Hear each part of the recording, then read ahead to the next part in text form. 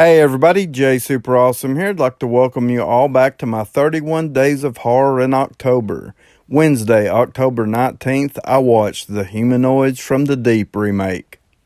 The story: when government scientists genetically alter serial killers with fish DNA, they create amphibious monsters. The creatures escape, thriving on toxic chemicals dumped by local fishermen. Threatening to annihilate a small coastal town, the bloodthirsty killers slaughter its men and abduct its women for mating.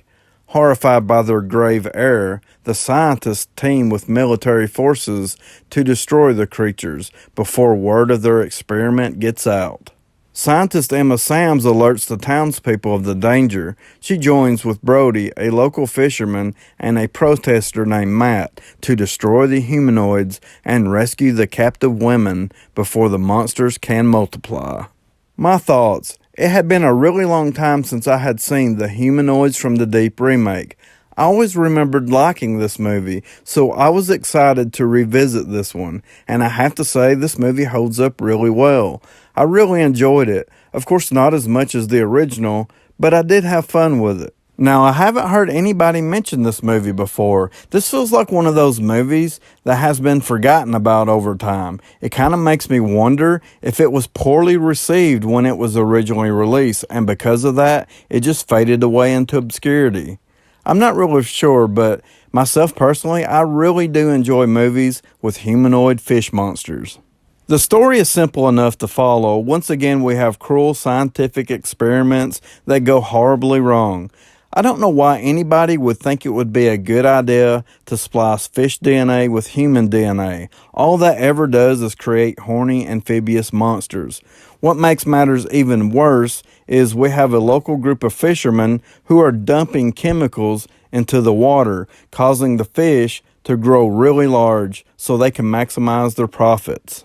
Unfortunately for this community, we have mutated half-men, half-fish monsters soaking up this stuff. It doesn't take too long before the men are being slaughtered and the women are being kidnapped and hidden away deep underwater in breeding caves. They are trapped inside large cocoon-like structures. It's sort of like a giant love nest for unwilling female participants. Of course, I do have to talk about the monsters. The creature designs of the fishmen and the original Humanoids from the Deep are my all-time favorite amphibious monsters.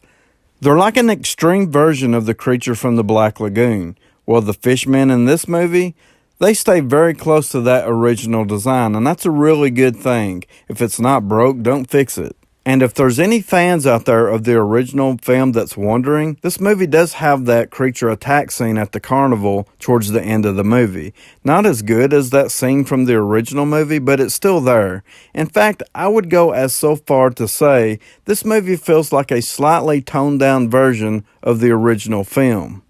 Don't get me wrong, there's still plenty of violence and gore and nudity, but it just didn't feel as extreme as the original. But still, this is a really fun remake that offers enough that's different that I feel like it's worth checking out. I'm going to give The Humanoids from the Deep, the remake, a 7 out of 10. So please like, subscribe, comment below. Let me know if you have seen The Humanoids from the Deep remake, or just let me know what you think about my review. And as always, I would like to thank you all for watching.